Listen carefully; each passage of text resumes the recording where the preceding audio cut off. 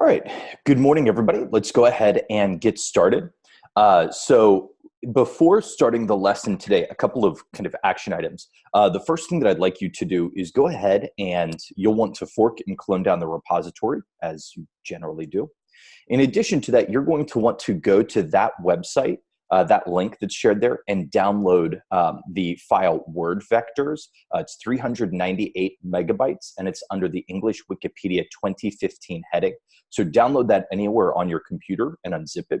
It may take a minute. I see a couple of comments about it taking a minute. That should be fine. We'll give you a couple of minutes to get that set up. So as you're doing that, let me go ahead and add a poll here to see, have you gotten WordVec, or have you gotten the file downloaded and unzipped? So go ahead and, that should be running, and why is that not? Slack is sucking today. That is not a good sign, but we are just going to roll with it. So we'll see if that, if what I shared with you, that poll is at least not showing up on my computer. I don't know that it is. I'm going to start closing, I think, just about everything else out that I've got on my computer. So I'm going to do that. While I am doing that, I want to give you some time to get that downloaded. Okay, cool. So that, yeah, it is likely a Slack thing. I will adjust and maybe not do as much Slack interaction if that continues to be the case. So please go ahead and respond to that. So Michael asked if it is okay to move that file to the folder for today's lesson. You can. The only risk of moving it to the lesson for today is that GitHub Enterprise, I believe, imposes a limit of 100 megabytes on any file that you push. So if you wanted to move it to that folder and ever intended to push back to your forked repository, GitHub Enterprise will yell at you and say you can't do that because the file size is too large. So it's up to you whether you want to put it in that folder, you want to leave it in your downloads folder, something else. That is entirely up to you. So you can do whatever you'd like there, but if your goal is to push it up to GitHub Enterprise, you will not be able to do so. So with that being said, I want to give you, so it looks like most people have been able to get that file downloaded and unzipped. The next thing that I want to ask is, have you been able to import GenSim? Have you been able to import GenSim without error? One of the things that I noticed moving from Python 3.6 last cohort to 3.7 this cohort is that GenSim did yell at me when I was prepping for this lesson. So I had to import GenSim. Beyond that, it was still giving me a little bit of an error. And then I had to close out my Jupyter notebook and then reopen it, and then the issue was resolved. So if you are installing or updating GenSim, you may, and it gives you an error in that cell or the next cell, you may need to go ahead and close out your Jupyter notebook and then just reopen it, and it should ideally get rid of any of those issues. But I want to give you a couple of minutes to be able to do that. As promised, I want to spend the first 5 to 10 minutes just sort of wrapping up our discussion of missing data yesterday. One thing that I've noticed is you all, particularly on the East Coast, have very good questions, and it's good for us to be able to go through those questions. And I want to make sure that we've got the time and the opportunity to address questions that are relevant. Obviously, yesterday we did not finish our slides. And so what I'd like to do is just very quickly wrap up our discussion of missing data and end it on the practical note. What are the main takeaways that we want to be able to emphasize? That should also give you an opportunity if you need to keep downloading and unzipping the file, or if GenSim is giving you an issue, it'll give you another 3 or 4 minutes to get that set up before we start. So I'm just going to go ahead and share my screen. You're welcome to pull the slides up if you want. You don't have to. We'll spend a few moments on this. But what I want to do is, we talked yesterday about how to, in the context of unit non-response, where we're missing observations for a full individual, or item non-response, that Swiss cheese non-response, as I like to describe it. In each of those cases, we talked about how to avoid missing data up front. That's generally the best thing to do if we've got the money to do so. Then, if we can't avoid it, or if we've collected our data and we have missing data, can we ignore it? And then if we can't ignore it, then how to account for it?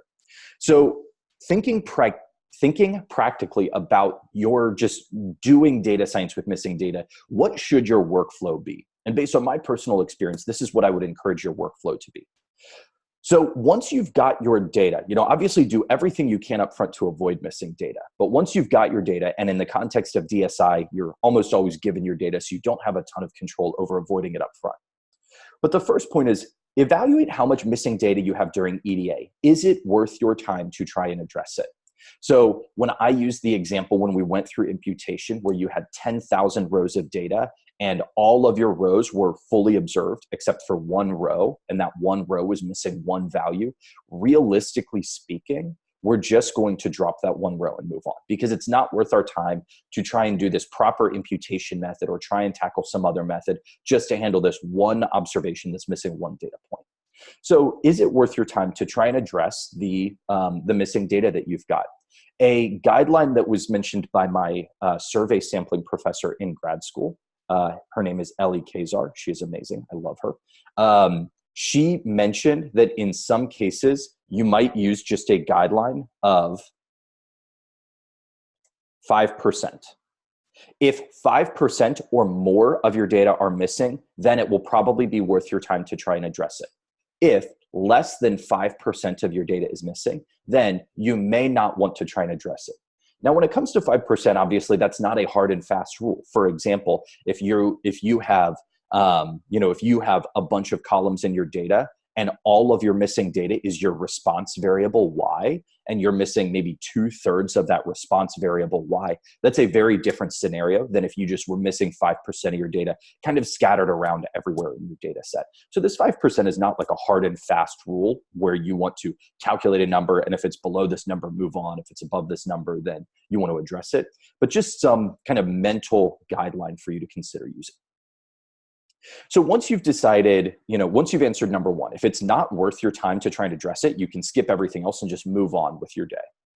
But if you say, I should try and address it, the next thing that you should try and do is attempt deductive imputation. Remember that deductive imputation is where we are using logical rules that exist among our columns and our rows in our data set to fill in missing values. One of the examples was if somebody were filling out a survey or a report and said that they were not the victim of a crime, but later left the item victim of a violent crime blank, we know that if they were not the victim of a crime, they could not have been the victim of a violent crime. And so you could just, using the rules of logic or deduction, you could fill in that missing value, and you don't have to use confidence intervals or anything else like that to tackle that. Once you've done that, if you still think it's important to handle the rest of your missing data and you haven't been able to fill most or all of those missing values in at this point, you can move on to step 3. If the goal of your project is to generate predictions, then you should use something called the pattern submodel approach. The slides that are in this deck can walk through the pattern submodel approach for you. We did not get to talk about that yesterday. It's a very, very simple idea. And so I'm going to take about 60 seconds to do this. I'm going to move up to an earlier slide just to show you specifically what that pattern submodel approach would be doing. But if this were your data, you're literally just going to split that data up into its missingness patterns. What data is missing and observed together? So you see here, we've got 3 columns, Y, X1, and X2. Y is completely observed. X1 and X2 are partially observed. And I'm just going to break my data set up into subsets based on which values are missing or observed together.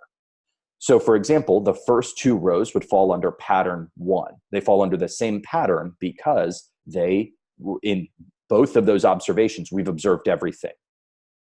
Pattern 2 is going to be where the next 2 rows. It's going to be where I've observed Y and I've observed X1, but I've not observed X2. And then I'm going to do the same the rest of the way down the document, or the rest of the way down the data frame. So based on this data, I would split my data set up into 4 different missingness patterns. And then literally all I'm going to do is, once I've split my data set up into these 4 different patterns, I'm going to fit one different model on each of those patterns. So once I've broken my data up into those patterns, I will literally fit one model on pattern 1 and treat that as like one model in my data set. I will then fit a second model on pattern 2. And that could be a regression model. It could like a linear regression model, decision tree, random forest, neural network, what have you. But we will break our data into subsets based on how data are missing and observed together. And we'll fit one model on each subset. So we're not actually filling in our missing data here. I'll leave it to you if you want to check out kind of the advantages and disadvantages of this method. It's actually a very new method. To my knowledge, the first time this was written about in an academic paper was September of last year. So it's a pretty cool method. And so if your goal is to generate predictions, like you don't care about doing inference, but your goal is to generate predictions, then you should opt for that approach. If your goal, in a lot of cases, if your goal is to conduct inference, but what I mean by that is if you want to understand how X1 influences Y, or how X1 or X2 are associated with Y, you want to conduct inference on beta 1 hat or beta 2 hat, then what you should do is figure out for every variable, what type of missingness do you have? Use the best method of accounting for missingness, the best imputation method you can, given your constraints, given your time, your money, your knowledge, your subject matter expertise, all of that. And then you can combine your results together using something called Rubin's rules, which we did not cover. There's a couple of links in the slides about how to specifically do that. And even if we had the full 2 hours, we would have not gone through that. That's kind of a beyond the lesson if that's something that you want to learn how to do. But when you fit a model on 10 different copies of your data set, essentially, how do you combine those models together?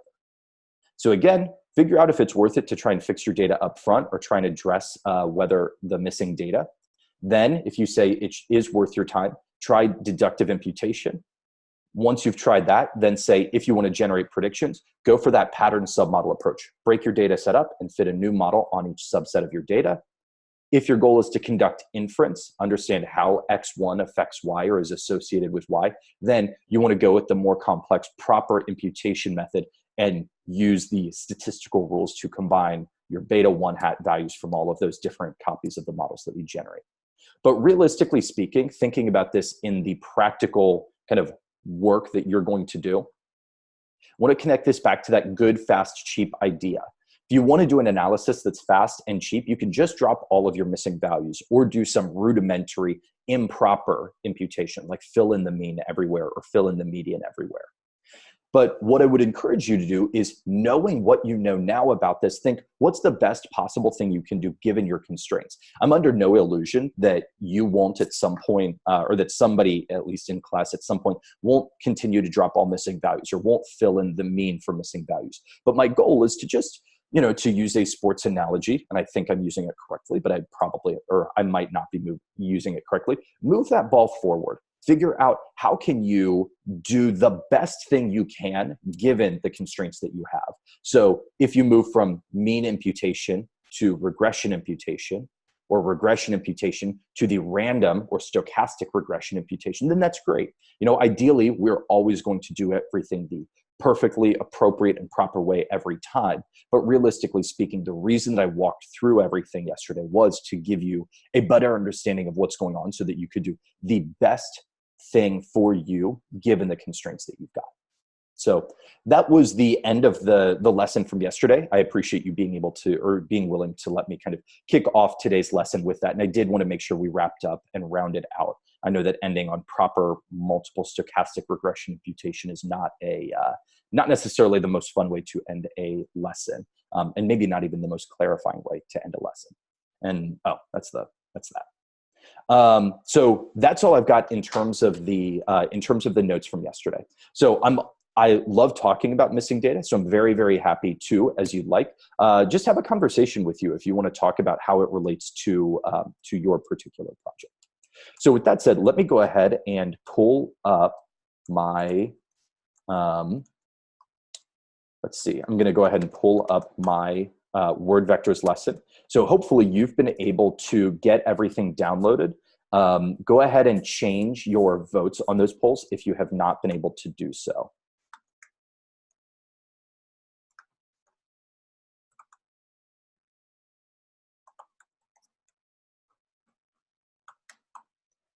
So for my money, this is one of the most interesting lessons that we go through. I hope that you will feel the same way after this, because I think it's an exciting lesson to go through.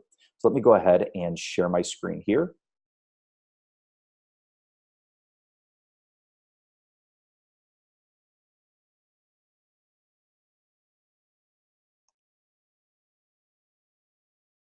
Okay. So I'm just going to go ahead and run these first four cells. You have all installed and upgraded GenSim. If you're having issues with this, you might try it in the terminal, and or you may try doing Conda install GenSim as opposed to pip install GenSim. I'm working in 3.8.0. So one of the things that you'll notice as you get down to this fourth cell here in the starter code, you will need to change this file path. This specifically should be changed to where is that data stored on your computer. So when you downloaded and you unzipped that file, where did you store that? For me, mine is stored in my downloads. So I'm going to change this file path to be my downloads folder. And then the name of it was LexVec 300D WPOS vectors. So this, I will share mine with you. Obviously, your file path will be different. So you want to change your file path to, wherever you downloaded and unzipped that. So Michael asked earlier about it being in your folder. It might be in the existing folder, or it might be somewhere else on your computer. So this will take a moment to run on my computer. Before I had Zoom pulled up and before I was recording and had Slack and everything up, it took my computer about 90 seconds to load this up. So that's okay. It will probably take a while for you. I'm going to throw a poll or two polls in here. First, have you gotten the word vectors loaded in as model? So go ahead and respond to that poll. Again, it may take some time for you. And we're not going to use them for another like 5 minutes or so. In addition to that, I want to ask you, how familiar are you with vectors on a score or on a scale of 1 being not at all to 5 being you know vectors well? How familiar would you say you are with the idea of vectors?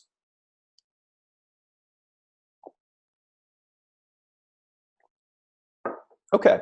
So we've got a decent distribution here. For those of you who know them well, I'm pretty confident that you will still learn something about vectors today. But if you're down toward the bottom of the spectrum or the lower end of the spectrum and say, I don't know what they are, today's lesson is about word vectors, and I'm excited to talk to you about them because they're just, honestly, they're just really fucking cool.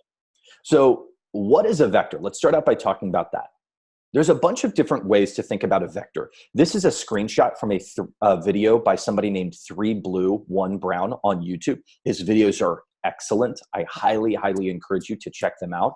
It is, I think, linked in here, but I just dropped his name. I assume it's a he, but I dropped their name in the Slack channel, 3Blue1Brown. He has amazing videos. Can I Slack out the code for that last code I ran? I did. So at 10:17 a.m., I ran, the only thing I changed was the file path. So Michael, you'll have to change the file path where it says change file path to wherever that's stored on your computer. But that's the only code that I ran. So you'll need to edit that file path directly. So what is a vector? Well, you've probably talked about vectors in a lot of different ways. So for example, if you've taken a physics class, or if you've taken a differential equations class, or taken any class that has to do with like motion or movement or anything like that, there are many different ways to think about a vector. And in the context of physics or motion or maybe even chemistry, vectors are arrows. So if you have studied physics before, you've got this little arrow. And we think about an arrow that's supposed to represent like movement, or it's supposed to represent some change in location from one place to another, maybe multiple forces acting on an object. So, however, from a mathematician point of view, we often write vectors in a different way. And in a computer science student point of view, we write them in a separate way as well. So if you have seen the movie Despicable Me, the villain in the first movie was somebody named Vector, and Vector said he commits crime with both direction and magnitude, and that is the definition of a vector. A vector has direction and magnitude, where direction is just the angle that it's pointing in, and magnitude is how long is that arrow, or how long is that vector. But when we talk about vectors in the concept or in the context of computer science or in statistics, Vectors are just columns of values, like one numeric series in a data frame. So specifically, when we talk about like our y variable in the context of supervised learning, when we talk about a y variable, our y variable is a vector. It's just one column of numbers, one series in a data frame. Generally, x is not a vector. X is a matrix because we usually have many different columns or many different vectors in x. Whether we're talking about a vector as a series in a data frame or as this arrow in space from a physics point of view, these are actually the exact same thing. And so overlaying these together, this is another image from 3 Blue, 1 Brown. The bottom right-hand corner has their logo. 3/4 of the circle is what appears to be a blue eye and 1/4 is a brown eye. But it turns out that all of these are equivalent. So no matter what you've used in the past, whether it's physics, whether it's CS, whether it's math, all of these definitions of vector are the same. And this video here is a 3 Blue, 1 Brown video that just goes through vectors, and you'll be able to see both of the images that I've pulled from that video. So I'd encourage you to maybe take a look at that at some point if you want. So our lesson today is on word vectors. What is a word vector? Literally, a word vector is just a way for us to represent words with vectors. That's it. So we're going to take words like the and of and we're going to represent them with these arrows in space or with columns of numbers. So in thinking about this, how have we technically already done this? Go ahead and respond to the thread. How have we technically already done this? As you respond to that thread, how we've already represented words with vectors, I'm going to scroll up just to confirm that my notebook is done running and I didn't get an error. Okay, 166 seconds, awesome. So if you haven't been able to get your vectors loaded yet as model, I'd encourage you to flag your local instructor down and see if they can help support you to get that up and running.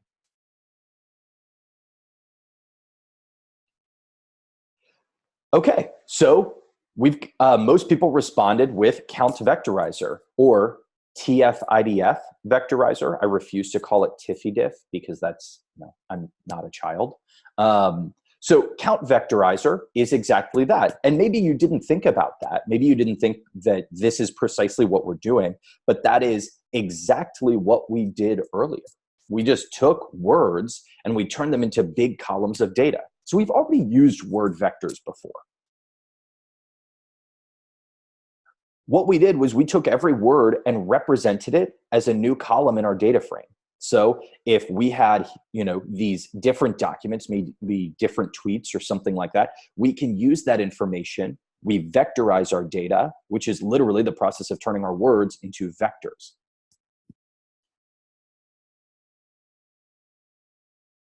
So to be a bit more specific about it, the way that I want you to think about it is, remember that when we count vectorized or TF-IDF vectorized or whatever type of vectorizing we want, every column in our data frame is an X variable.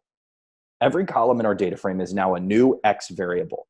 So we can think of each word as its own dimension or its own axis. So I can think of, I've got these columns here. I love dogs, hate, and knitting is my hobby, passion. I might be X1 in the horizontal direction. Love might be in the vertical direction. Dogs might be in the X3 direction, kind of jutting out at you. And then because we live in a three-dimensional world, it gets harder for us to think visually about what a fourth and a fifth and a sixth dimension will look like. But what we're doing here is we're taking every word and we're giving it its own dimension.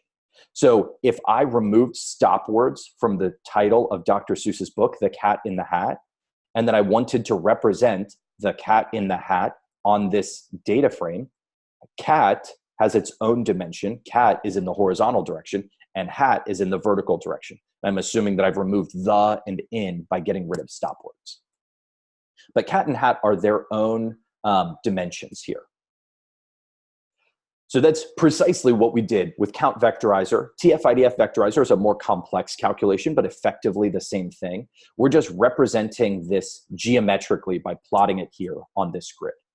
each column in our data frame corresponds to a new axis. So to Michael's question, and really anybody's question, if we talk about get dummies or other methods, whenever we take our data and we represent information with a column in our data frame, that's creating a vector for that thing.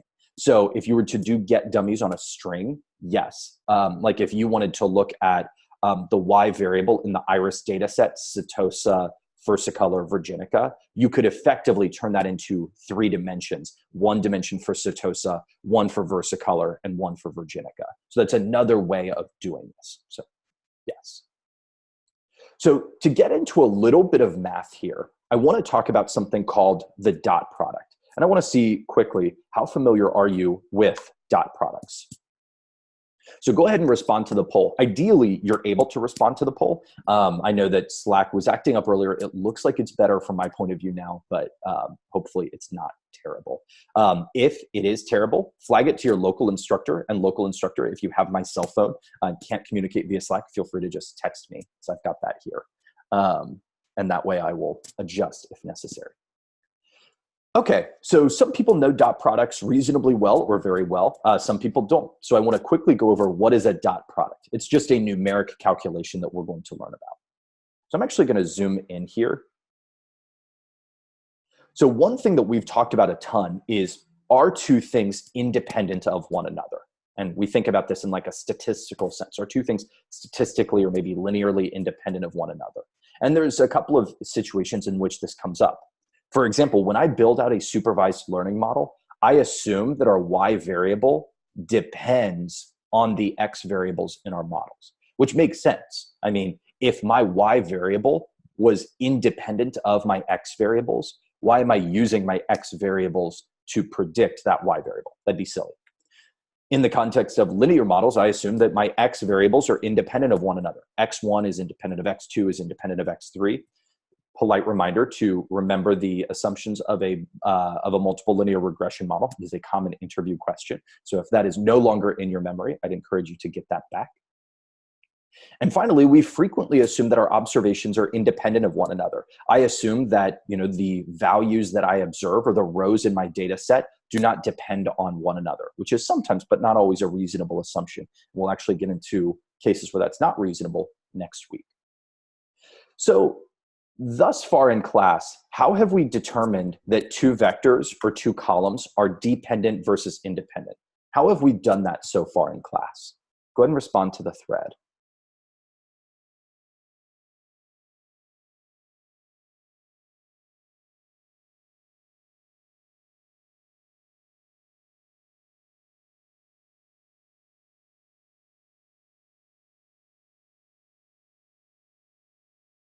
All right, so most people have talked about correlation.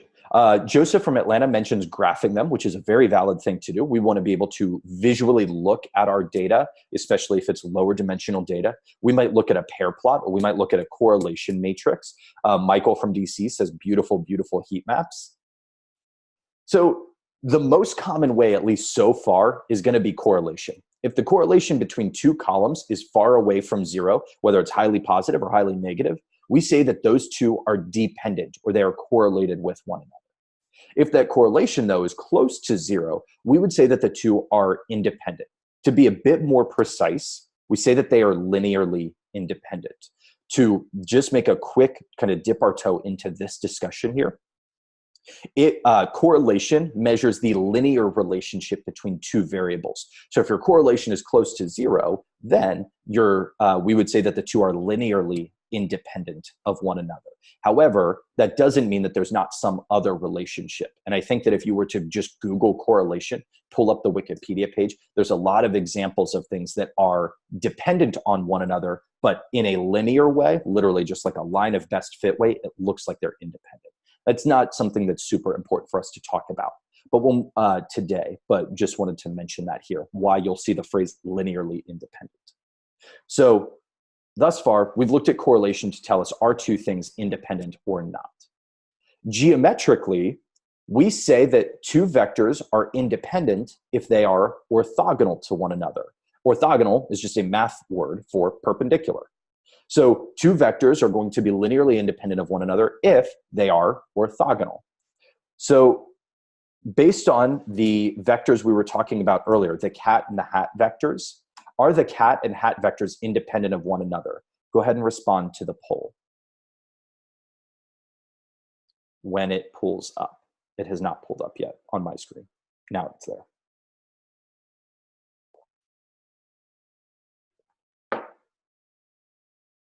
All right, so everybody's responded with yes, because the answer is yes. They're orthogonal to one another. They are perpendicular to one another. Perpendicular and orthogonal just mean they form right angles. All of those are equivalent. If one of those is true, they will all be true. If one of them is false, they will all be false. So those all are equivalent ways of saying the exact same thing. If I scroll up the cat and the hat vectors, I want to look at that image again. So the cat vector goes perfectly in the x direction or x1 direction. Hat goes perfectly in the x2 direction.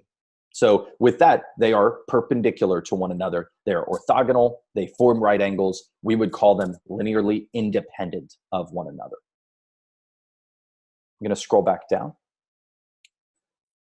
However, as we know, visually looking at things to determine orthogonality or right angles or whatever is going to be challenging. When I'm dealing with, the first day that we did natural language processing, when I was looking at the count vectorized data in, I think, our first example, if I remember correctly, we set max features to be 5,000. So for me to visually look at 5,000 variables and look at pairs of them at a time, so whatever 5,000 choose 2 would end up being, if I had to go and visually look at all of those to see how many right angles I have, that's going to be really time consuming, so I'm just not going to do it. But we can detect this mathematically. We don't just have to do it visually. We can detect this mathematically using the dot product. So the dot product of two vectors, A and B, and this will be like the mathiest notation you're going to see today. I've linked the Wikipedia article for dot product. If you've looked at the dot product before, or you may have heard of the term inner product, the inner product is the exact same thing.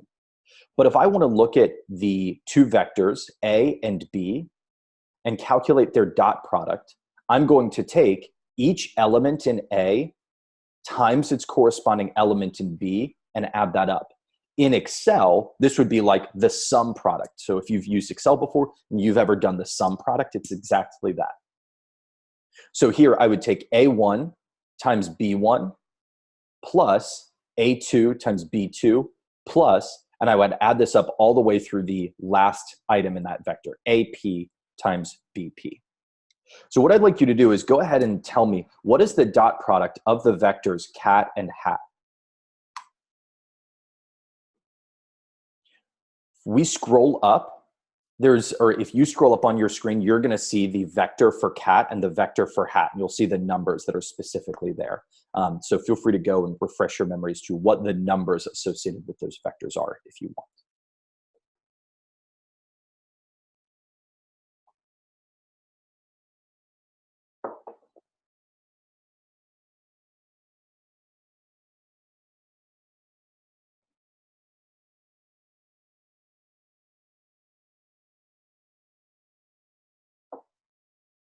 All right. Everybody who has responded so far has said 0. The dot product between the vector cat and the vector hat is 0.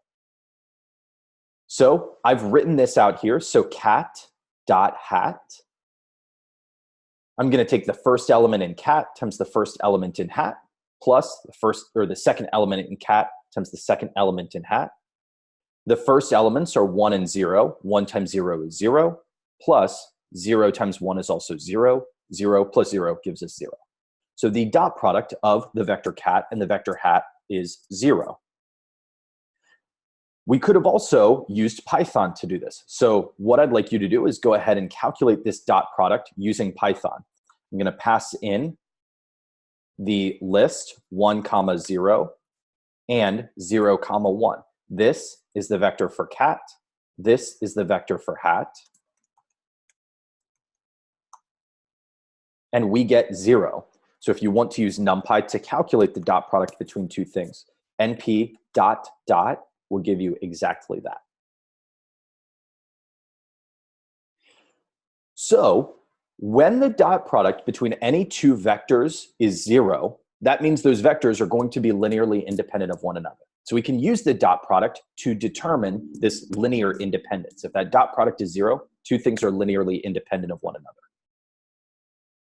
So when we talk about this idea of independence, things are geometrically independent or mathematically independent or statistically linearly independent or whatever, kind of like when we were talking about the different definitions of vectors above, these are all the same thing.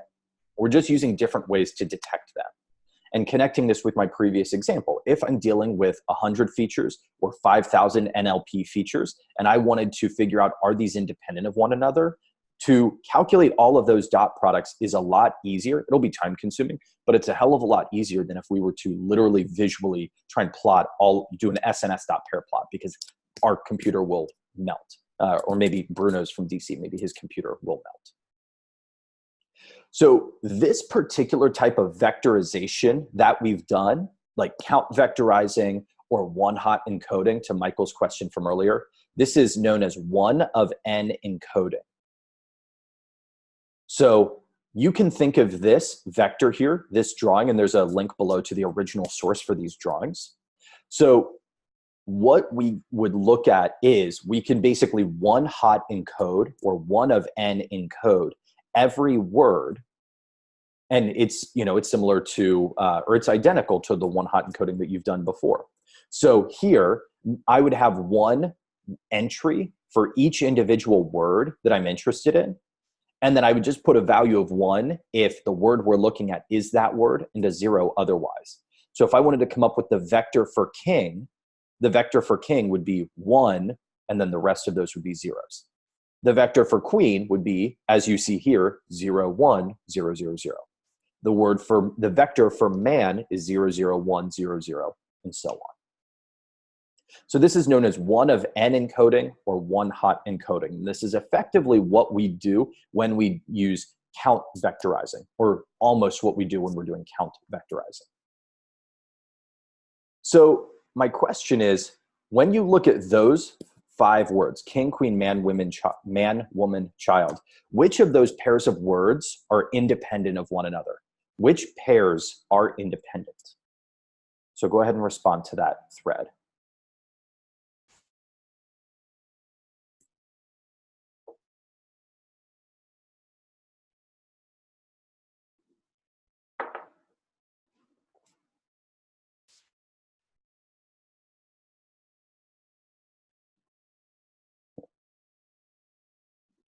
Yeah.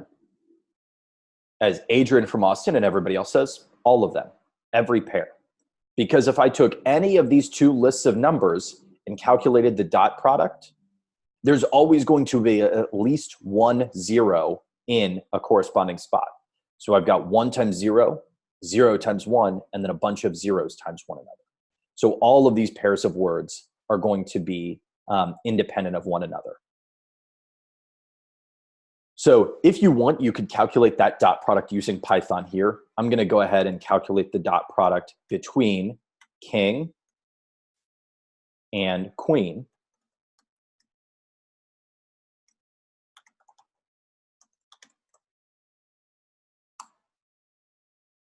So whenever we vectorize words in this way, we're treating these words as independent of one another. Anytime we do something like a one-hot encoding, where I've got a different column associated with each word, I'm treating these words as independent of one another. So with that said, think about language. Think about the way language is used. Should king and queen be independent of one another?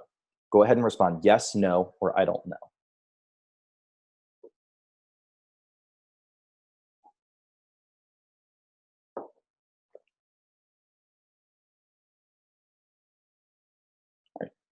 Among respondents, most people are saying no, and you're right. If we think purely about language, not about the math behind it, but if we think about language, the word king and queen are pretty related to one another.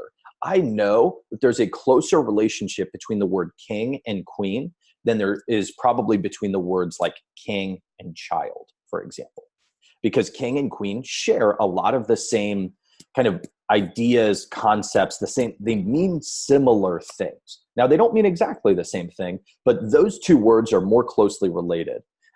Michael from DC says it's like female and male, but for royals. And you're right. If we think about king and queen being independent or man and woman being independent of one another, these pairs of words that we look at, king and queen, man and woman, they have similar meanings. So what we've done so far in NLP, when we've done count vectorizing, when we've done TF-IDF vectorizing, it's good in that, remember when we talked about NLP initially, and I said it's a way for us to get computers to understand language the way that you and I understand language. But that strategy has its own limitations. So this is where word vectors come into play. Rather than creating just a new dimension every time we come up with a new word, king is X1, queen is X2, man is X3, woman would be X4, child is X5. And every time I get a new word, I develop basically a new dimension. Rather than doing that, is there a way for me to come up with like a new set of axes that allows us to better understand the meanings and the relationships among words? And that answer is yes. The term to know here is called word embedding. And it's a way for us to embed words or to represent words in mathematical space. One technique, one word embedding technique is count vectorization. And that's been a good technique. However, if we want to do better, there's more advanced techniques. And one more advanced word technique is called word to vec, which unsurprisingly is going to take words and turn them into vectors. So word to vec is an approach that takes in our observations. It's going to take in sentences, it's going to take in tweets, it's going to take books, it's going to take all of our documents in, and it will map the words in that document into some other space using a neural network. Now, I recognize we have not talked about neural networks yet, and that's okay. For today, you're not going to need to know what neural networks are or how they work in order to understand what's going on here. We will very briefly talk about what the neural network is doing, and you will get a greater understanding of this when we get into neural networks in a couple of weeks. But the algorithm that is being used to take words and kind of smash them into this mathematical space is called a neural network.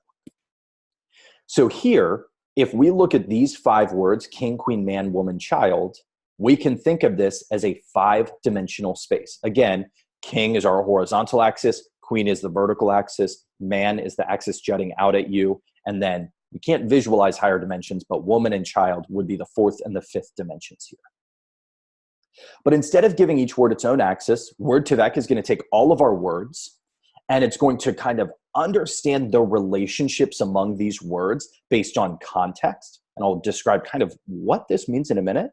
But it's going to take these words, learn the context in which these words are used, and then put these into some set of dimensions that aren't just adding one new dimension every time we're dealing with words. So Sarah from Boston asks, word embedding is PCA for word vectors. Not quite. It's similar. So with PCA, it's a good connection to make because we're talking about like new axes in a set of dimensions. So it's a good connection to make. With principal component analysis, which we talked about on Tuesday, we took our data that was in P dimensions, that cloud of points that's just floating out there. We kind of rotated it in a certain way. And so we're just going to rotate that cloud of points in PCA. When it comes to word vectors, what we're doing is we're taking these words and rather than coming up with one individual vector for every word, we're going to take it and just kind of like smash it into a smaller space. So we might have 5,000 words, but I might just force it into like 100 dimensions instead of 5,000 dimensions. So it's similar to, but it's not going to be the same as. It's a good connection to make because we're talking about like new dimensions or axes or coordinates, but it's not the exact same thing. So what we're going to do is we want to take our words and we want to put them into this mathematical space or in these dimensions, but account for the relationships or the fact that king and queen have some sort of overlapping meaning to them. So instead, we might get something like this. If I were to take king, queen, man, woman, what I'd like to be able to do is basically smash that into 2 dimensions. where king, this purple vector here, and queen, that blue vector there, they're no longer independent of one another. If we were to calculate the dot product between king and queen, it would not be 0. And the reason we know that is because they don't form a right angle. They're not perpendicular to one another. Same with man and woman. Man and woman would not, the dot product of those things would not be 0. So I sort of already begged the question here. So the question I was going to ask is, how can I tell that these vectors are not independent of one another? Well, just by looking at them, they're not perpendicular to each other. Since they don't form right angles, they are not independent of one another.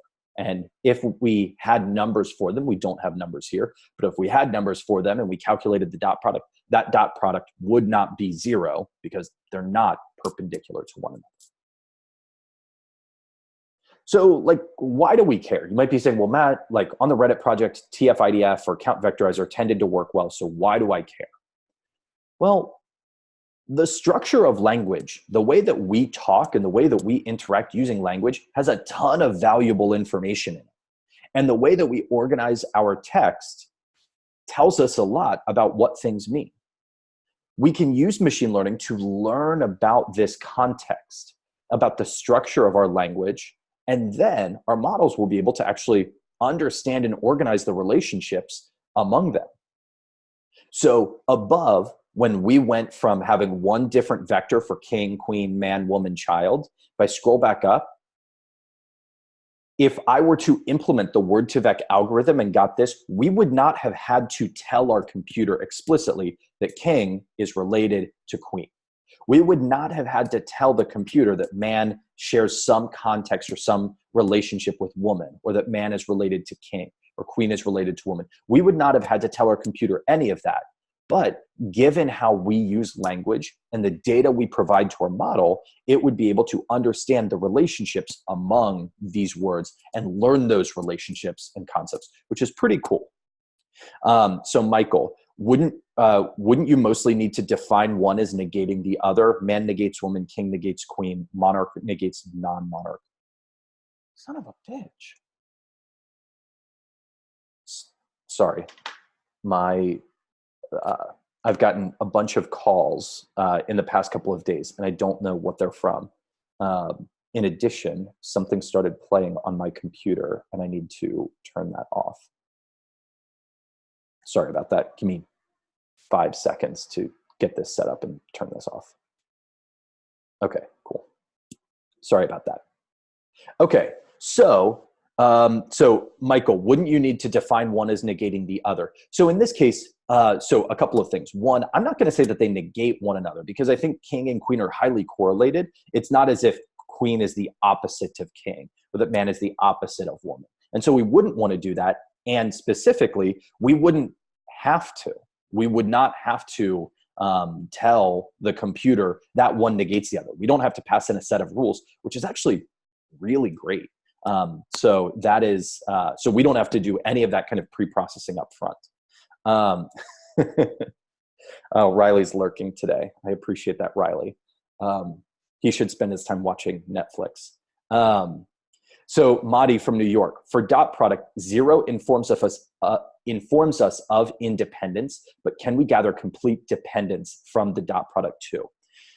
We can't, because so as an example, we looked earlier in the class at correlations that are spurious, or things that happen to correlate just because we have so many variables in the world that some are going to correlate by chance. Think the number of people drowning in a pool and the number of films Nicolas Cage stars in a year. I think those have like a 0.99 correlation. So that we would not want to infer complete dependence from that. So the dot product cannot do that. There are other methods that can determine like a cause and effect relationship, but we couldn't learn that just from the dot product. Yeah, I get it. My desktop's bad. It's been, yeah. Ever since I started teaching remotely, I take screenshots and they automatically go on my desktop. And yeah. Jeremy, how do we know that two different words that are used often are actually related? We can specifically talk about that. So The structure of language tells us a ton. We're not going to tell the computer what king or queen or man or woman actually mean, nor are we going to say what the relationship among these things are. But our computer, by the context that we naturally give to language, is going to be able to learn this stuff. And so for those of you who have used vectors before, either in a math class or in a physics class, might be more familiar with this. So what we could do is, if I represent words with vectors, I can now define distances among them. It's not that king is always independent of queen, is always independent of man, is always independent of woman. Instead, we're going to be able to understand and think about the distances among words. For example, we might look at things like the cosine similarity or the pairwise distances as ways to look at how closely related or correlated words tend to be. We can also add and subtract vectors, and this is a common thing that we do. So in a physics class, if you've taken a physics class before, or if you haven't, fun fact, I've never taken physics, which when I had to take differential equations in college made it a miserable experience. But if you're in a physics class, a lot of times we talk about various forces acting on an object. So for example, if I pick up my phone and I want to be able to take this phone and I want to be able to move it, we can represent its motion with vectors. Maybe there's a certain force moving it in the X direction. There's a certain force moving it in the Y direction. Gravity is acting on it from the top. We can define these vectors or these arrows that basically represent how all of these forces are acting on my object. Here, in the context of words being represented with these arrows, I can look at how these words act on one another. So in this example, if I were to take king and I subtracted man from king, that's essentially like a king. We could think of it as an old royal man. Well, if I remove man, this location here might just represent like old royalty. And so if I then added woman to that, that would get me to, or should get me to, queen. So I can take these vectors and I can start adding and subtracting and doing mathematical things with them in a cool way that we could not have done with Count Vectorizer. So Madi mentions, in this deeper understanding or representation of words, we can keep stop words since they have real relationships with other words. We can, and it's up to you. You can remove stop words or you can keep them. And we can talk later as we get into tangible examples of this, of why we may want to include versus exclude them. But yes, that'll definitely come up. So here, if I took that king vector and I subtracted the man vector, what's left over is probably that idea, like I mentioned, of like royalty or maybe older royalty. And if I took royalty or older royalty and added woman to it, then I should get queen or something close to queen. I don't have to define this rule. I don't have to like tell Python, know the relationship between man and woman, king and queen, all of this. It's just going to learn that from our data. So a brief kind of intermission in terms of how does Word2Vec work? The idea is we're going to use how words are used in sentences to understand their relationship. So if king and queen are used close to one another very frequently, that suggests that they're probably related to one another in some way. Or if they are closely used with other words, for example, if king and queen is used next to words like throne, royal, princess, prince, heir, monarch, scepter, government, things like that, we can then, it's also going to suggest that, oh, king and queen are also related because they're used next to the same words a lot. So a more advanced answer gets into the neural networks. So Scott, what would we get if we run Webster's dictionary through Word2Vec? To be honest, I don't know, because if you were to just run the list of words through Word2Vec, that would give you, I would imagine it's probably not going to pick things up since you just give it a list of words. That said, if you were also going to include the definitions, then it would probably gain a great deal of context, but I can't say that with certainty. Andrew, would homonyms mess up our relationships? I am not certain. Let me do a quick check. So Google search homonym, each of two or more words having the same spelling or pronunciation but different meanings and origins. Okay, so two words that sound the same but are not the same. And yeah, sorry, I had to double check that. They could, but ideally we would be able to, so that gets trickier. That's sort of an edge case that we do need to think about. And that's a very good point to bring up. If you use the same word like read and read, R-E-A-D, those mean the same, or those mean similar things, but not exactly the same. Or there might be other words that are better examples, but I had to Google homonyms, so I can't come up with a better example off the top of my head.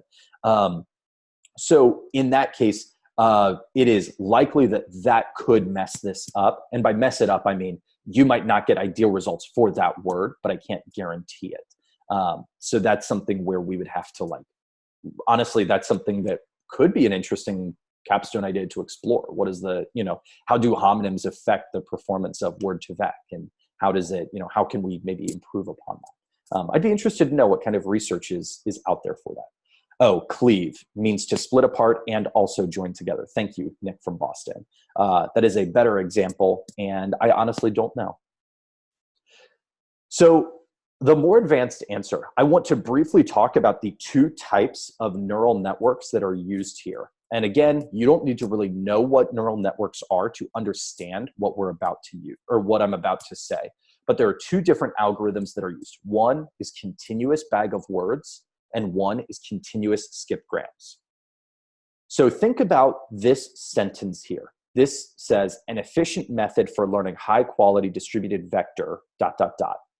Context words are highlighted here in green. So the 4 words before and the 4 words after the word are called the context words, or the context. And then this middle word here is this learning is our focus word. And so continuous bag of words and continuous skipgrams are going to go in opposite directions. So a continuous bag of words model will be a 2-layer neural network that takes the surrounding context words as the input, and generates the focus word as the output. So what you would do is you would use the context words over here on the left-hand side, those context words. We'd pass that into what is known as a hidden layer. We're not going to get into that, but that would then predict the output, or that focus word.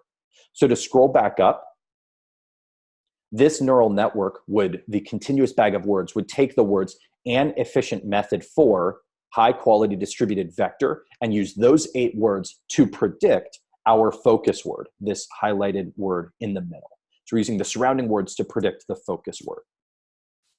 Skipgrams, or continuous skipgrams, do the exact opposite. They use the focus word to try and predict the surrounding context words. So here with continuous bag of words, we use the context to provide, or to predict the focus word.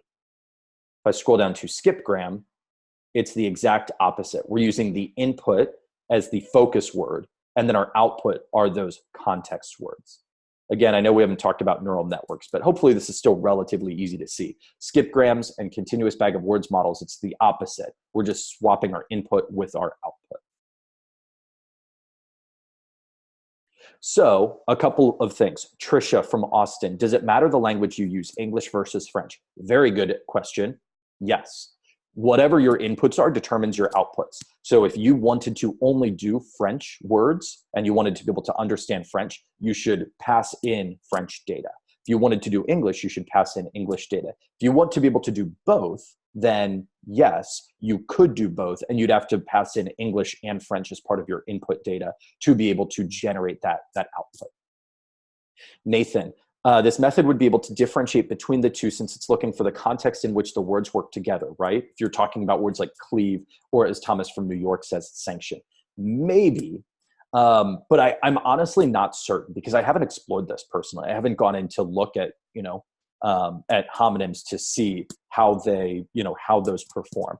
It is possible that they could be differentiated, or it's possible that because here, when we think about our inputs or our outputs, the word sanction, for example, would be the same word regardless. It wouldn't be treated as different. So your model may have a tough time with those words. That said, it's still, I promise this performance will still be substantially better than, this performance will be much, much better than if we were to not, than if we were to just count vectorize. But we'll talk about that kind of separately. Eddie, can this model work on non-alphabet based languages? I have never tried that. I don't know, because I mean, I've only worked on this in English. I think that it probably could. I imagine that this method might work with like, for if assuming that Mandarin is a non-alphabet based language, then it might work on that, but I do not know. And that's something that I'd encourage you to kind of look up. It's going to depend on the inputs and the outputs. And here, I don't think the functionality of this depends on the nature of the alphabet. So my gut says it would work, but I can't like definitively say that. So Michael asks, wouldn't this be computationally super expensive? It is, but all neural networks are. And that's what we're going to see when we get into neural network week. It actually is not, it is computationally intensive. And if you scroll down all the way to the bottom, I'm going to scroll down to the bottom. Down here, I have as like the bonus, you can create word vectors from your own corpus using Word2Vec.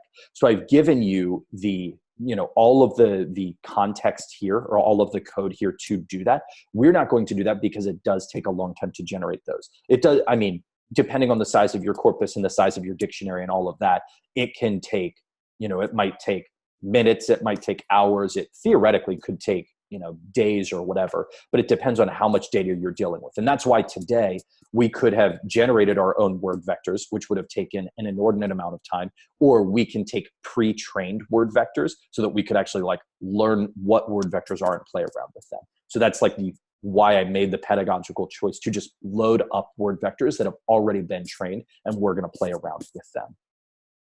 Trisha, to clarify, since different languages have different grammar structures, red car versus car red, does the model perform the same? I don't think this model is, so the Word2Vec approach is not contingent upon the structure of grammar. So specifically, it's not as if it's hard-coded to understand the structure. It's not like this is developed to only work on English and languages that operate in the same way. And I imagine that given, so thinking about different languages, and I'm not a linguist, but thinking about other languages where things are just different. Like if I remember correctly, I think that in Chinese specifically, you don't have good and bad, you just have good and not good, if I remember correctly. I don't know how the model is going to handle that. And that would be something super interesting to sort of better understand and play around with. Because I think the grammatical structure here is relevant, similar to when Eddie was asking about the non-alphabet based languages. So the short answer to that is I don't have a good answer. I think that this method would still work though, because it's relatively agnostic. And I don't, thinking about the way that this neural network works, if I can scroll back up here, I don't think the order necessarily matters. As long as it's there, as long as it's one of those context words, like red car versus car red, I don't believe that it will matter if red were to be before or after, or were to be 3 words before. But I'm not certain about that, and would have to think about that more and also consult a linguist. So what I want to do, so we've talked about what vectors are. We've talked about word vectors and how we've technically already used word vectors before, but we just didn't call it that explicitly. And then I've talked about this way of this fallacy with what we've currently got, where we're treating words as perfectly independent of one another. And there's this method where we could learn how context words help to predict our focus word. And we could use this to learn relationships among words. Given these relationships, we can then go and build stuff out in a really interesting way that will allow us to better understand how words interact with one another. So what we will do is, after the break, we're going to go through 3 ideally cool applications of word vectors. So it's 5 minutes after the hour. Let's go ahead and come back at 15 minutes after the hour. Okay, let's go ahead and come back together. So one of the things that, so what we've talked about now are word vectors. We've talked about what is a vector, We've talked about how can we determine independence of vectors. We've talked about, given all of this information, what, when we do things like count vectorizer, TF-IDF vectorizer, all of that, we can get pretty good performance. There was something, and I think I mentioned this during the NLP lessons a couple of weeks ago. I'm trying to remember the original source, but there was something to the effect of count vectorizer, TF-IDF vectorizer, methods like that can probably get us like 75% of the way there. And so depending on our application, it's probably going to be quite sufficient to be able to do that. But when we're looking at things that are more intense, when we're looking at things that require better performance and all of that, I think that's something where we need to be able to figure out how to kind of get beyond these methods where there's clearly some drawbacks. So one of those examples is using a more complex word embedding like word2vec. So when we look at word2vec, there are two ways of creating those word vectors, but all we're going to try and do is take our vectors, and instead of looking at things in terms of, one new dimension for every word or one new dimension for every token, can I learn context of words so that, and I apologize for the scrolling here, so that I can look at something like this, that king and queen have some sort of relationship, man and woman have some sort of relationship. And then once I've done this, that's cool. We know that king and queen share some type of relationship, but our end goal here is not to say, oh, I can look at the cosine similarity between king and queen, or the cosine similarity between man and woman. Instead, we can leverage this in a lot of really cool ways. And so now that we've done the background, I'm excited for the rest of the lesson, provided you've been able to get everything up and running. I'm excited that we're going to get into the cool applications of this. As we get into the interesting applications of word vectors, what I'd encourage you to think about is, as you think toward your client project, as you think toward your capstone, what are different applications that you can come up with of this method or of these methods? Because this can be a really helpful tool to put into your toolkit. And as you can imagine, it's also pretty flashy. It's a way for us to show off on our portfolio, show off in our interviews and all of that. So this can be a really, really cool method to be aware of. So I'm going to scroll down to the code that we will get into. All right, so neat application one. Which of these is not like the other? Remember that earlier we loaded our model up as, or loaded our word vectors up as model. One of the things that we can do within this model is there's a function called doesn't match. And what I do is I pass in a list of items. So I can say model.doesn't match, and I pass in a list of items here: man, woman, king, queen, and dog. Well, if I go ahead and I run this, what do we think it's going to do? It'll take a moment to run, but it tells us dog. It's able to take in these four words, man, woman, king, queen, dog, and effectively tell us which of these one things is least like the others, or which one of these things does not belong. Now, underlying this, there's some mathematical calculations going on. We're looking at the cosine similarity between man, woman, woman, king, king, queen, queen, dog, all of the different pairs. And based on that and some more sophisticated calculations, we look at those pairwise distances and all of that, we're effectively able to understand which vector is farthest away from all of the other vectors. Now, from a math point of view, that might not seem like an interesting thing to do, which vector is farther away than everything else. But in the context of language, we can actually leverage this in a really cool way. So what I'd like to do is let's go ahead and do a couple more together, and then I'm interested in having you share some interesting ones. So in order to run this, again, model.doesn't match, I'm going to pass in a list. So here, I'm going to pass in taco, burrito, quesadilla, and hamburger. So we often associate taco, burrito, and quesadilla with Mexican or with Latino foods. Hamburger is not usually considered to be a Latino cuisine. And so here, our model is able to look at those word vectors and identify that hamburger is least like those other three items? Here, I'm going to pass in London, Cannes, Madrid, and Vienna. So what I want to do before I share this with you is I want to ask you, which of these do not belong? What I've written here, London, Cannes, Madrid, or Vienna, which of these do not belong? And go ahead and respond in the thread.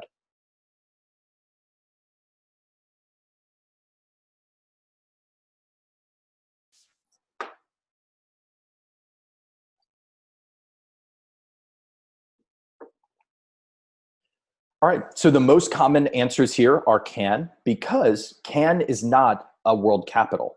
London is the capital of England or the UK. Madrid is the capital of Spain. Vienna is the capital of Austria, but Cannes is not the capital of France. And so our model is able to correctly identify that London, Madrid, and Vienna are capital cities, or that let me step back for a moment. Our model doesn't know that they're necessarily capital cities, but our model notices that London, Madrid, and Vienna share some quality or qualities that Cannes does not. And Cannes is the one that's least likely to belong here. The last one that I want to ask about is, and I'll share this with you, angioplasty, appendectomy, CABG, bronchoscopy.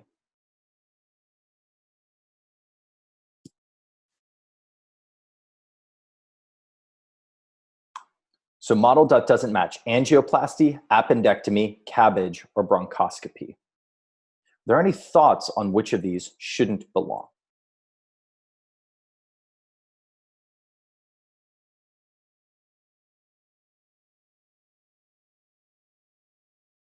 CABG, definitely CABG, bronchoscopy, CABG.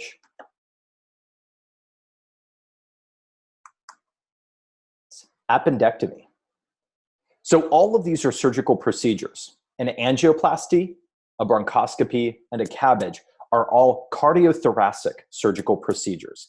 So Madi correctly identifies that CABG is an abbreviation for coronary artery bypass graft or grafting, whereas an appendectomy is removing one's appendix. Your appendix is in your lower stomach beneath McBurney's point. It's like a third of the distance from or 2/3 of the distance from your belly button to the top of your hip bone. So this is able to identify that among these four things, CABG, angioplasty, and bronchoscopy are more related with one another than appendectomy, which is really cool. So what I'd like you to do is go ahead and take a minute to play around with this. I'll give you like 90 seconds to try your own and just share the most mind-blowing one in a thread. One note, the way that this is tokenized, or there are two things. One, the way that this is tokenized is we can only pass in individual words. If you try passing in two words, if I remember correctly, you will get an error, or it will automatically like use that one as the one that does not belong. So make sure that all of your inputs are one word. And then the second thing that I would encourage you to, there's that, we're also going to be limited by our corpus. We're limited by the corpus of what we've got. So if there might be words or phrases that do not belong just because that's not something that we have. Nick also says, make sure you lowercase them. So obviously pre-processing is relevant here, but let me go ahead and say, try your own and share the most mind-blowing one in the thread. So take a moment to do that. Of course, Slack is reloading because Slack is on the top of its game today. Tang says that London, Cambridge, Madrid, Vienna spits out Madrid. Notice that Cambridge is not, at least to my knowledge, Cambridge is not a capital city. So Cambridge, London, oh, you're saying that it spits out Madrid and not. Interesting. But since Cambridge is also in the UK, I wonder if it's saying that Cambridge and London are more similar, and so Madrid is the one that does not belong. I don't know. I'd have to see why that's the case and explore it. But that's why I'm going for a couple of more clear-cut instances here. Johannes says only city in a country that speaks a Romance language, which is possible. Michael from DC, if you typed the word cabbage, like Cabbage instead of Cabg, you get cabbage. Ben, how much Grey's Anatomy do you watch? I have watched this series probably at least 15 times. That's not a joke. That's not an overstatement or anything like that. I literally fall asleep to it every night. And when I'm doing work that doesn't require thinking, it's often on in the background. So I am very confident that I could do surgery if needed. So my recommendation to you is don't be around me if you're going to need something surgical to happen, because I might be overconfident in my skills there.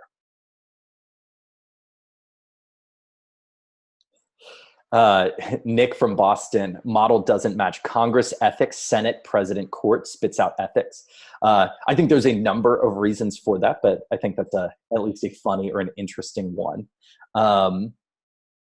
Johannes, model doesn't match there, and there. Batman, Superman, Green Lantern, Flash, Wonder Woman, and Aquaman. Eddie, one note that I'll make is I think that it will give you an issue if you put in 2 words. So it may not recognize those. So I imagine that it probably puts either Wonder Woman or Green Lantern as not belonging. I don't know that for certain. I'd have to check that out, but just something to be aware of. So I think this is something that I'd encourage you to play around with and see how you're able to work on this. So thinking about a real world application, let's say that you want to automatically detect spam emails, or let's say that you want to detect plagiarism based on words that do not belong. Or if you wanted to, I mean, there's going to be a lot of different examples of this, but if you want to, you've got certain words that you want to see which words like seem to not belong or which seem to be outliers, you would be able to perhaps leverage this for that. Related. So another thing that we're able to do with this model is what is most alike. So in this case, I saw Ben's comment about a number of people who have run for the Republican nomination in the past. So neat application 2, what is most alike? So here I would do model.mostSimilar of Paris.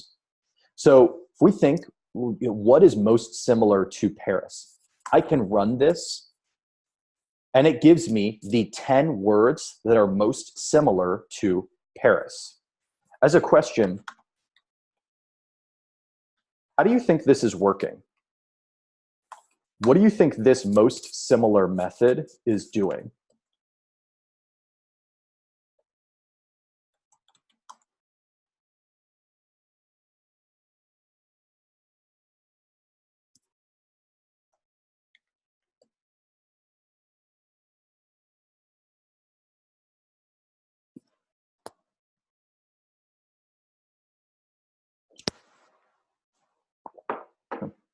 Bruno from DC says cosine similarities, and that's correct. We're looking at the cosine similarity between Paris and all other vectors, and we're seeing which words have the highest cosine similarity with Paris. So thinking back to the lesson that you had with Riley the other day, you learned about cosine similarity in the context of recommender systems. Cosine similarity is being used here. We've got these vectors pointing out in a bunch of different areas in space or in a bunch of different directions. And I want to see Paris, or the vector for Paris, is most like what other vectors. So we can use cosine similarity to do this. So keeping in line with my dilettante interest in medicine, what would be most similar to resection? Resection is a surgical term. And resection is when you resect something, you are generally attempting to cut something out. So similar to resection, we've got biopsy. A biopsy is when you go in and you take at least to my knowledge, you take a sample of something from somebody. So you might biopsy a tumor to see if your tumor is malignant or benign. And there's a lot of different examples here. One note that I want to make or identify is if you look, for example, at resections, resection and resections are both in here. So it's going to depend on, like, the existence of this depends on how you pre-process your data before you map that data into word vectors. So whether you tokenize in terms of just a unigram, if you tokenize with bigrams, if you include lower versus uppercase letters, if you try and stem, all of these things that these are all going to be very relevant when it comes to looking at the end results in this word vector. Another example, we can look at mitochondria. As you know, the mitochondria is the powerhouse of the cell. So if you want to look at mitochondria, part of a cell, you get a lot of other things here. Organelles, chloroplast, cytosol, mitochondrion, the singular form of mitochondria, but you see all of that in here. How can you, not safe for work, but totally worth it, type a dirty word into most similar? I'm not going to do that as I'm sharing my screen, but I have no control over what you all choose to do. Do not share it in Slack. Do not, keep Slack clean. So the last two things that I want to show you. So, and this is connected to the project that you are working on right now, the client project. Let's say that I wanted to do model.mostSimilar of emergency. So model.mostSimilar of emergency is going to give you a bunch of different words that are highly correlated with or highly associated with the word emergency. So emergencies, ambulance, disaster, evacuation, urgent, rescue, triage, paramedic, standby, ambulances. This is a really good thing to be able to use. Let's say that you are perhaps trying to scan social media or scan radio frequencies to be able to see what words people are using, or you want to be able to pick up on words and detect in a short amount of time, is there a disaster? Is there an evacuation? Is there some emergency that needs to be tackled? Well, with this, you could, instead of being limited by the set of words that you and your classmates come up with or your teammates come up with, you could use this to perhaps broaden that dictionary of words that you use. So you've got a lot of words that can come up here, and I'm going to add one more here. So beyond emergency, let's say that you wanted to, Jeremy from New York said die, gives a bunch of German words. So one of the ways you can say the in German is die, D-I-E. And so I'm interested that that's what comes up.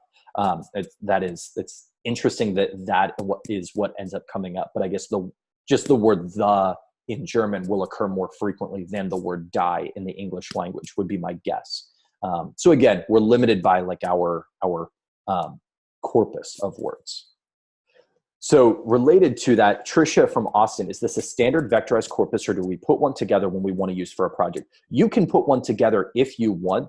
So when we downloaded word vectors earlier today, I had you go to that link. There's actually a bunch of different word vectors that have been created. This was one example trained on English Wikipedia pages from 2015. There's some details on that page, but this is not like a particularly standardized corpus. It's just pulled from Wikipedia. And you can generate your own corpus if you want, given the code that you'll see at the bottom of this page here. One other thing that I want to show you is, let's say that you want to look up the number, or you want to look up words for emergency, but you want to look up the top 25 words. You can do that. By default, top N, or the top number of words, is going to be limited to 10. But if you want to extend that list, you can do that as well.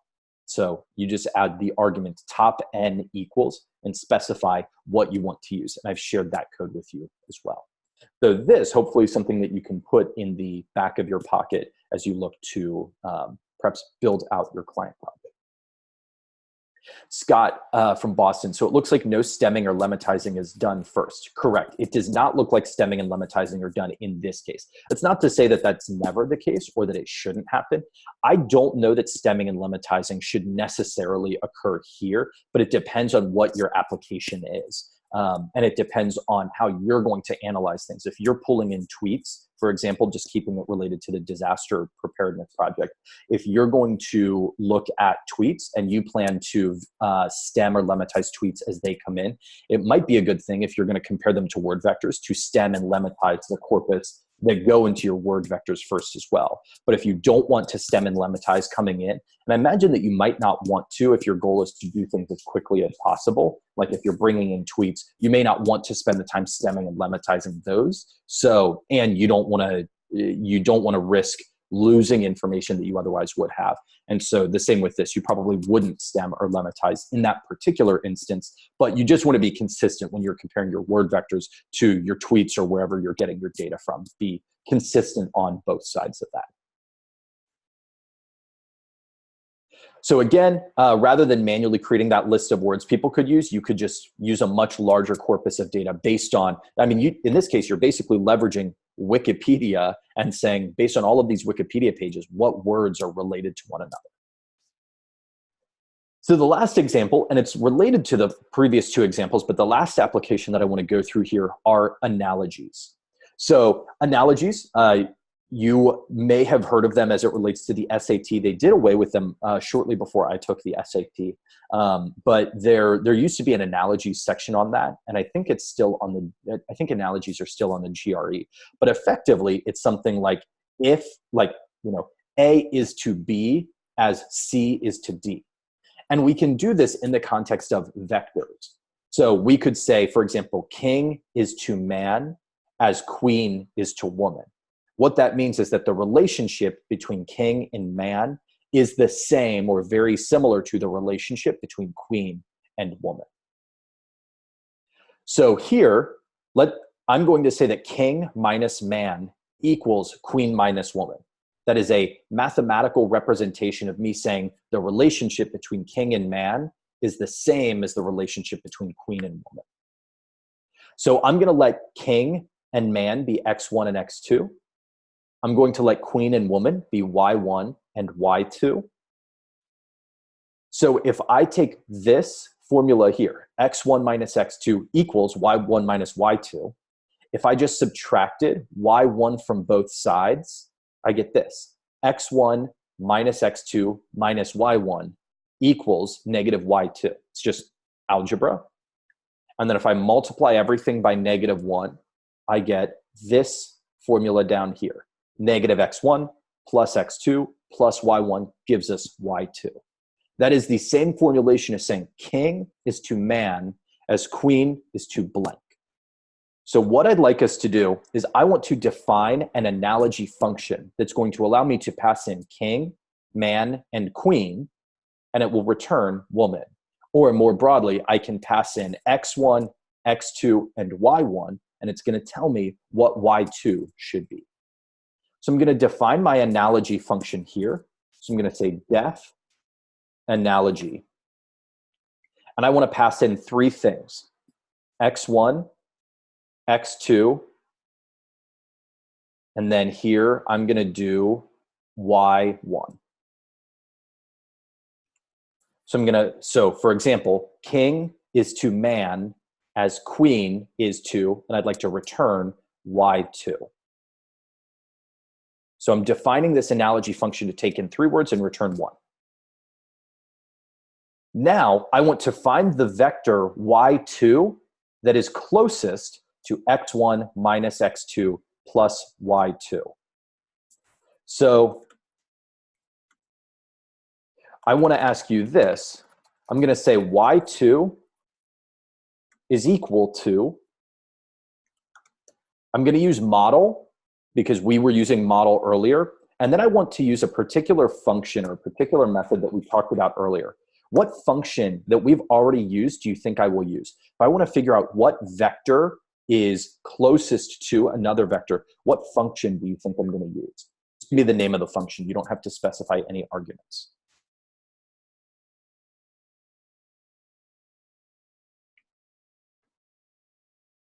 As you're responding to that, Sarah from Boston said, how about acronyms like BRB? I'm not certain. I would just go ahead and try that and see if it's in there. But again, it's going to be limited by the corpus. So if BRB is not a common word in those Wikipedia pages that were used to give us these word vectors, it won't be understood, but it may be understood.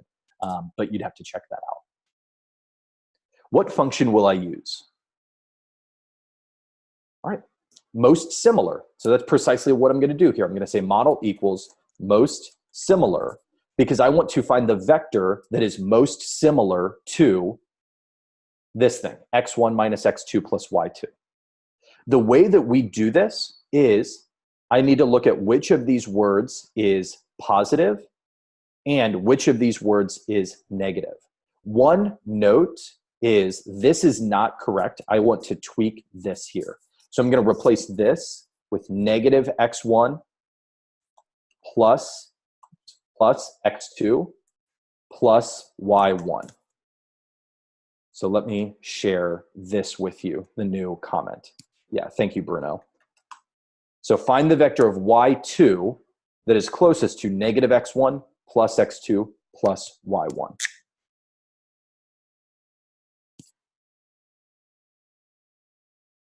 Making a note to change that comment. So Paulo says, what exactly is the negative vector of a word? It's a good question. In this context, it's just like if my vector x1 is this way, negative x1 is that way. It's literally just like subtracting that vector. So this is the positive, and then flipping it 180 degrees would be the negative. So find the vector y2 that is closest to this. Inside of most similar, I'm going to say positive equals here x2 comma y1, because I'm adding x2 and y1. And then inside of negative, I'm going to pass in x1, because x1 here is negative in that formula. So I'm going to say take x2 plus y1 minus x1. So when I'm doing these vector operations inside of my, kind of word vector space here. And then I'm going to say, once I've done that, give me the vector that is most similar to this result. And I'm going to call that y2. And then I'm going to return y2 bracket 0 bracket 0. y2 bracket 0 bracket 0. Because if I were to just return y2, I think I'm going to get all of those results like we saw earlier. Like when we use most similar and it gave us the 10 results and their cosine similarity. Here, I just want to grab the 0th item, or that basically that first word, and I'm going to drop the cosine similarity as well. I'm just going to get the word itself. So here, in analogy, I'm going to go ahead and pass in king, man, and queen to see if this worked the way that I think. So I pass in king, man, queen. So king is to man as queen is to woman.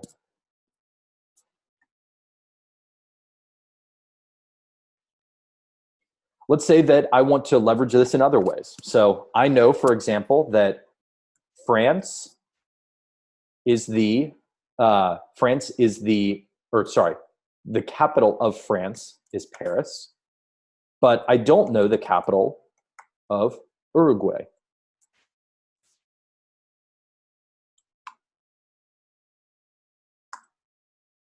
The output here is Montevideo, which is the capital of Uruguay. Casey, looks like you've got an extra T in positive. Yeah. Temple, do the arguments have to be lists? I believe so. You can try this without putting X1 in a list and see if that works. I know that putting this in does work, but you can try getting rid of that list there. I am almost certain that you would have to put if you're going to have multiple things, you probably would have to put that in a list. But I would just try this out and see if you get the same thing. Nick from Boston, analogy, President Obama and Queen gave me Romney, which is interesting. I cannot speculate as to why that would be the case. Going back to one of our food examples. So I've got sandwich and bread. So sandwich is to bread as quesadilla is to tortillas. It's able to literally say that, we've got the bread of a sandwich is basically the tortilla to a quesadilla, which is pretty cool. So there's a lot of different things that you can do with this. And again, all of this, and I know that the math can get complicated, but effectively all that we're doing here is we're saying that putting, instead of taking every word and giving it its own dimension, x1, x2, x3, where all of these words are technically independent of one another, we can leverage neural networks to take a bunch of data, learn context from data that exists, smash all of these vectors into some space where these vectors are pointing in different directions, but now have relationships, meaningful relationships with one another. And by doing that, we can now leverage these meaningful relationships in a really cool way. We can leverage these relationships to learn about the world around us. Analogy best, Brady worst gave me Deflategate. That's great. And Jeremy from New York mentions it's not perfect. You're absolutely right. It's not going to be perfect. We are, all of this, this is not based on the actual existence of things in the world. We're not putting rules in here. It's learning from, the Wikipedia articles that give rise to this. It's not going to be perfect, but there's a lot of situations in which this can actually do, pretty well. So we can, I encourage you to just, if nothing else, have fun with this. If I want to say let's see, pancreas, stomach, chest. So what is the pancreas of the chest? Apparently the neck is the pancreas of the chest. In any case, I'd encourage you to play around with this. Hopefully you'll find it interesting. So analogy, Brad Pitt, Leonardo. So Brad is to Pitt as Leonardo is to DiCaprio. So Sarah said, is there a score associated with the analogy to figure out how strong or weak is the analogy? Sort of. So if you were to get rid of this last bracket 0 here and redefine this function, so I just got rid of that last bracket 0, it will return for you the cosine similarity. So when I look at king is to man as queen is to, and I do man plus queen minus king, the cosine similarity between that vector that results from that mathematical operation and woman, that cosine similarity is 0.711. The analogy, when we look at Paris minus France plus Uruguay, gives me some vector whose cosine similarity is 0.616 with the actual vector for Montevideo. So yes, there is a number that you could use for this. And if you wanted to look at all of the potential options, you could get rid of this bracket 0, and it will tell you all of the things that are related. So for example, king is to man as queen is to woman is the most likely response, but girl, boy, teenager, policeman, it pretty quickly gets worse. Because look at this, with woman, the cosine similarity is 71 or 0.71. But as you go down, the cosine similarity with she is below 0.4. So that cosine similarity drops off pretty quickly. So you can play around with this and see, tortillas, for example, just barely ekes out breads. Or if you want to look at all of the possible things that could be the pancreas of the chest, neck, throat, torso, shoulder, abdomen. So there's a lot of interesting examples that can also quantify how good this is. And again, that would be based off of cosine similarity. So these images, or most of the images, were pulled from this great resource that I would highly encourage you to check out. So there's this thing, The Amazing Power of Word Vectors. I'd encourage you to take a look at this. If you want to see kind of, a lot of those images that we looked at, and it goes a little bit more in depth in terms of what is king, what is queen, all of that, and how these things relate to one another. There's a bunch of different examples that I would encourage you to check out. The one other thing that I want to share, and this was actually just on Twitter like earlier this week, and people were talking about it, or maybe it was like last week. But there was a recent article that I put at the top of the repo, and I'm going to copy this into our Slack channel. So there's been a lot of news lately about machine learning algorithms can uncover hidden scientific knowledge. There's a lot of discussion in the scientific and the statistical or data science community about the accuracy of how people are reporting this, but essentially the idea behind this, and I'd encourage you to read it as it's a more popular article instead of like a math article.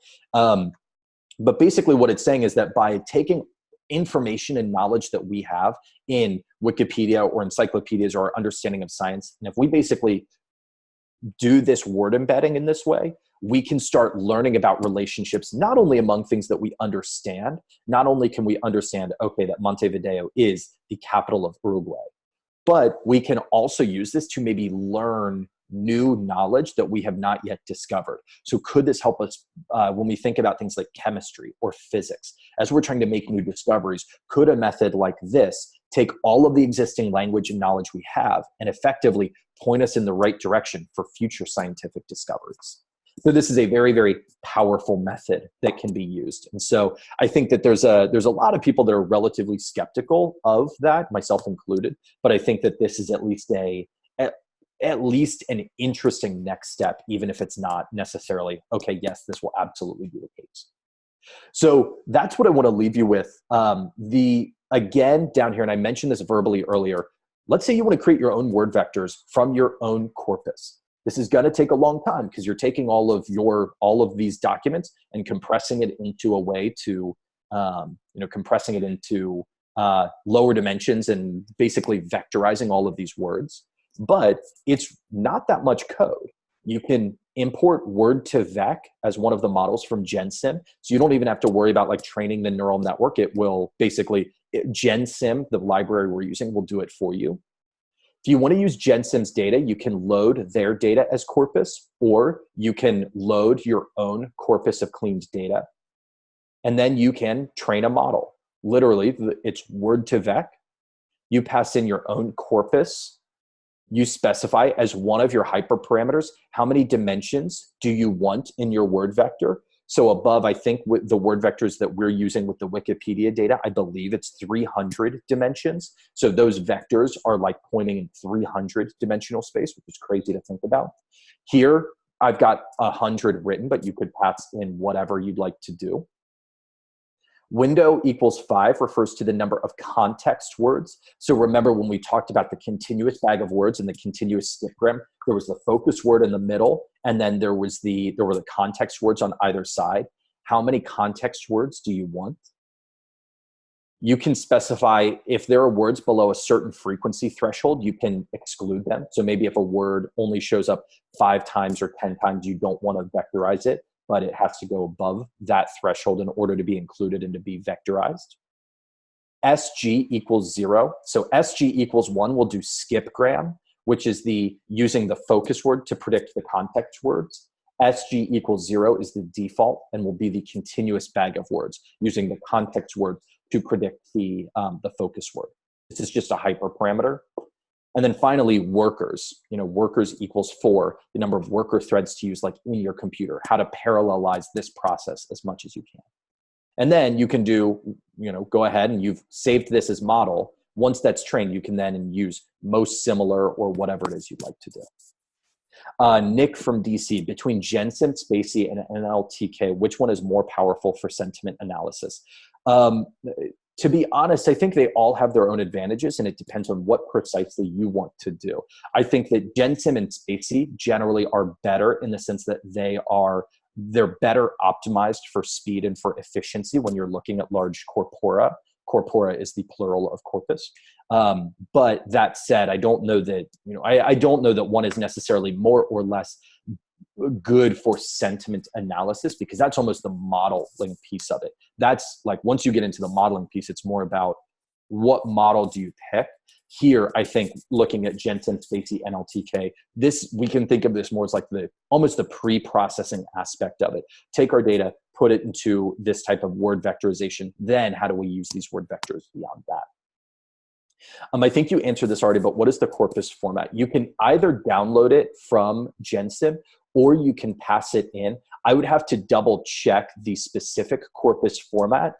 Let me look that up before I teach the West Coast, because I have to hop over in like 3 minutes. Let me go ahead and take a look at that and try and get you an answer in the next few minutes. And I'll share a link in here if you want to use it. So I hope this was an interesting lesson. This is one of my favorites because I think that just being able to, I mean, look at this stuff is cool and fun to play around with. And I think that there's a lot of ways that we could apply this to our client projects, our capstone project. If you wanted to take another look at the Reddit project or refresh your Reddit project, but apply this to it, I think that you might be interested or excited about what you're able to do. So with that being said, I'm going to let you all go. I'm going to try and get an answer to Hadi's question before moving over to the West Coast. Have a great weekend. I'll be back to chat with you next week about time series analysis. So you'll get a lot of me next week. So have a good one, and I will talk with you all soon. Take care, everybody.